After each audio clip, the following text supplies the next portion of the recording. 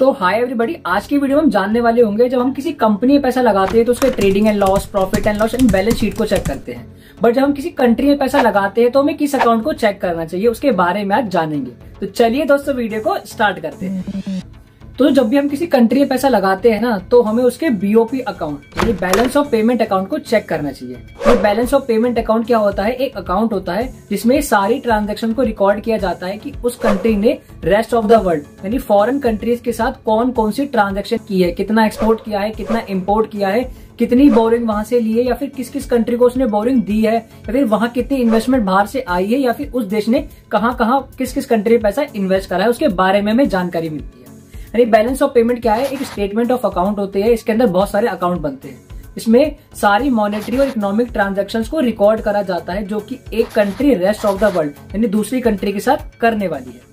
अब जो balance of payment account होता है ना वो किसी पर्टिकुलर इंडिविजुअल का नहीं बनता, ना ही गवर्नमेंट का बनता है, ये पूरी कंट्री का बनता है और इसके अंदर बेसिकली एक साल के अंदर होने वाले सारे लेन देन को रिकॉर्ड किया जाता है। दोस्तों अगला टॉपिक आता है components of balance of payment account. यानी बैलेंस ऑफ पेमेंट अकाउंट जो है उसके कितने कॉम्पोनेंट्स होते हैं। अगर बैलेंस ऑफ पेमेंट के कॉम्पोनेंट की बात करें ना तो उसके 3 कॉम्पोनेंट्स होते हैं।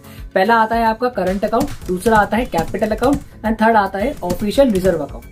इसमें जो करंट अकाउंट और कैपिटल अकाउंट है ना, इन दोनों अकाउंटों के हम सेपरेट अकाउंट मेंटेन करते हैं, जबकि थर्ड वाला जो ऑफिशियल रिजर्व अकाउंट है ना उसका हम कोई भी सेपरेट अकाउंट मेंटेन नहीं करते हैं। उसको हम कैपिटल अकाउंट के अंदर ही शो करते हैं। आपको इस बात का ध्यान रखना। जान तो लिया है कि बीओपी अकाउंट के 3 कंपोनेंट होते हैं, बट हमें पता कैसे चलेगा कि कौन सी ट्रांजैक्शन करंट अकाउंट में आनी है एंड कौन सी ट्रांजैक्शन कैपिटल अकाउंट में आनी है? ये किस बिहाफ पे या किस बेसिस पे करना होता है, आइए इसके बारे में वो जानो। दोस्तों जो भी ट्रांजैक्शन हुई है अगर उससे आपके देश की एसेट्स या लायबिलिटी, एसेट्स यानी संपत्ति, लायबिलिटी यानी जिससे भी आपने उधार ले रखा है, अगर इन दोनों चीजों पर इम्पैक्ट आ रहा है या इन दोनों में से किसी एक चीज पर भी इम्पैक्ट आ रहा है तो समझ जाना वो जो ट्रांजैक्शन होगी ना वो आपकी कैपिटल अकाउंट के अंदर रिकॉर्ड होगी।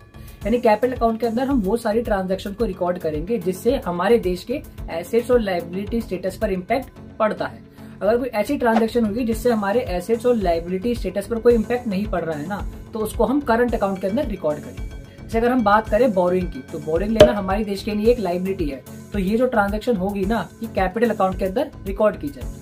अगर हमारा देश एक्सपोर्ट इंपोर्ट कर रहा है तो बेसिकली ये नॉर्मल होता है, तो इससे किसी भी एसेट्स या लायबिलिटी का क्रिएशन नहीं हो रहा है, जिस कारण से ये आपकी करंट अकाउंट के अंदर रिकॉर्ड की। तो उससे आने वाले पार्ट्स में हम ये चर्चा करने वाले होंगे कि करंट अकाउंट क्या होता है, कैपिटल अकाउंट क्या होता है, उसके अंदर क्या क्या कंपोनेंट्स होते हैं, इसके बारे में ब्रीफ में चर्चा करेंगे इससे आने वाले पार्ट्स के अंदर। दोस्तों अगर आपको वीडियो अच्छी लगी हो तो वीडियो को लाइक करें और इसको अपने दोस्तों के बीच शेयर करना ना भूलें।